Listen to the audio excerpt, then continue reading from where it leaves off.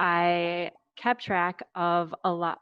Like I would journal about VR Church, especially in the early days. I would just write pages and pages of notes of just people that we would meet, and then all the roles that people would fill, and our volunteers, and all the early days, and meeting Chuck. For those of you who remember Chuck, um, and it's just so interesting to look back on the history of VR Church, and it's so fun to see how far we've come.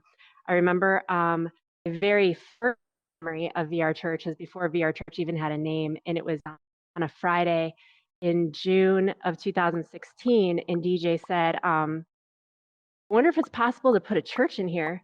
And then 2 days later, he had a church service. Said, "You just did that in 2 days?" Um, and then he experimented over the next, winter and spring, and then by that spring, he said, "Oh, I think we actually have a church. I think this is actually I think I accidentally started a church here."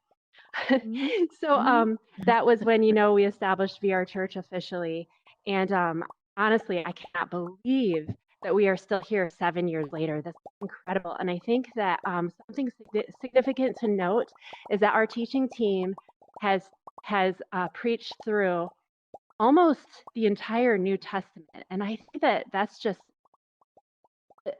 just blows my mind. That is incredible, I think. Over the course of those 7 years, they taught chapter by chapter, through almost all of the New Testament, and you guys, thank you so much.